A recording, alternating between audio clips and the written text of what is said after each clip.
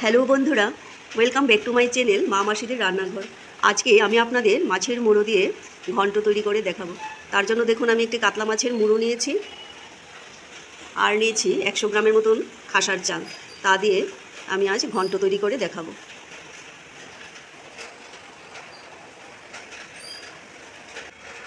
মাছের মুড়োটাকে দেখুন আমি লবণ আর হলুদ গুঁড়ো দিয়ে মেখে নিয়েছি। এখন তা ভেজে নেব।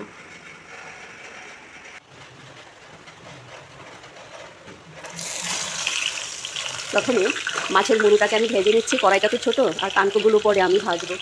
মুড়োটাকে আমি ঢেকে দেবো, তাহলে তাড়াতাড়ি ভাজা হয়ে যাবে।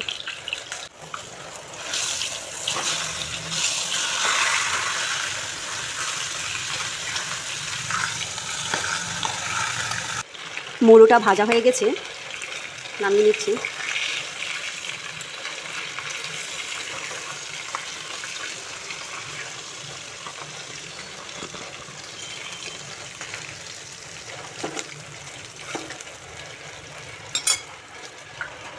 আর পুরো কানকোগুলো ভেজে নিচ্ছি।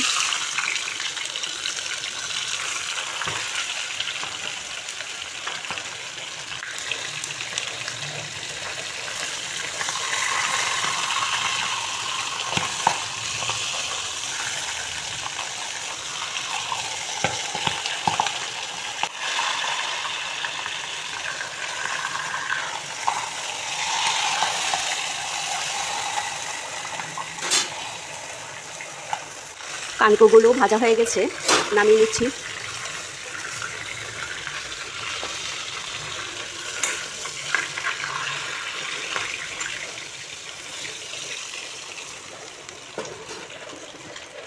দেখুন এই মাছ ভাজা কড়াইতেই আমি চালগুলো ভেজে নিচ্ছি। গ্যাসের ফ্লেমটাকে লো রাখতে হবে। মিনিট 2 ভেজে নেব চালগুলো। চালগুলোতে সামান্য হলুদ গুঁড়ো দিয়ে দিচ্ছি, তাহলে চালগুলোতে সবগুলো চালে সুন্দর হলুদ গুঁড়ো মিশে যাবে।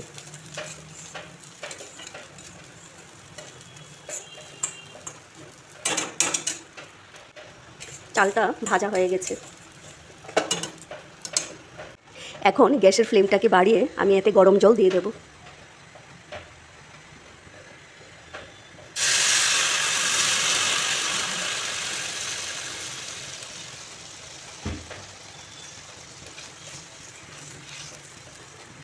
এতে সামান্য পরিমাণে লবণ দিয়ে দিচ্ছি, লঙ্কার গুঁড়ো,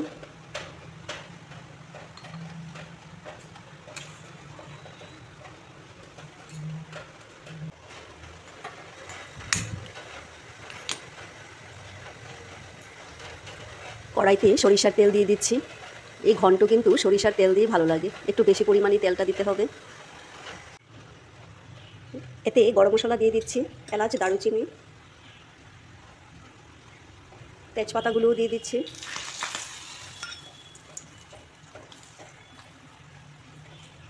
শুকনো লঙ্কা, তারপরে এতে দেখুন ফোড়নে 5 ফোড়ন দিয়ে দিচ্ছি।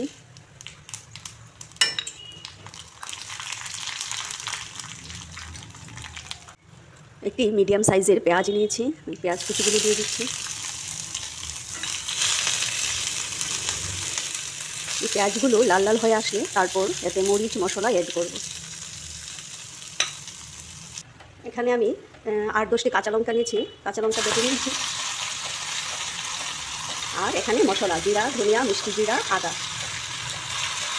এটা একটু কষিয়ে নেব।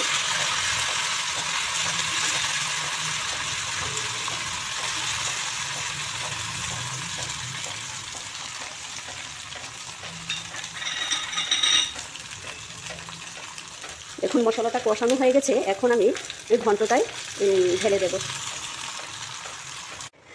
আমি এই ঘন্টটা একটু বড় কড়াইতে নিয়ে এসেছি, কারণ এই মাছের মুড়োগুলো ছোট্ট কড়াইটিতে জায়গা হবে না, তাই। মাছের মুড়োটা দিয়ে দিচ্ছি।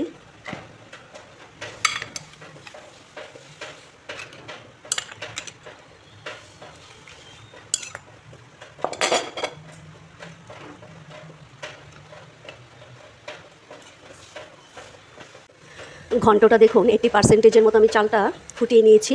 এখন আমি সম্ভার দেবো, এখন গ্যাসটাকে অফ করে দিচ্ছি, তারপর আমি সম্ভার দেবো।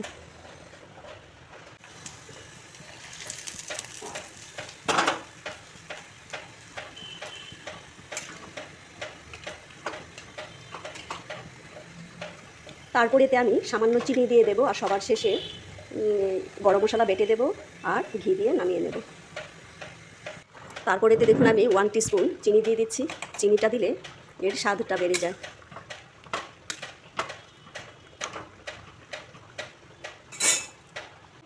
গরম মশলা বাটা দিয়ে দিচ্ছি।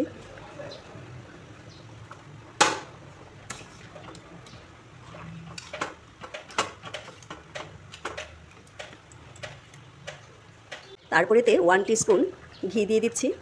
দেখুন কমপ্লিট হয়ে গেছে মাছের মুড়োর ঘন্ট।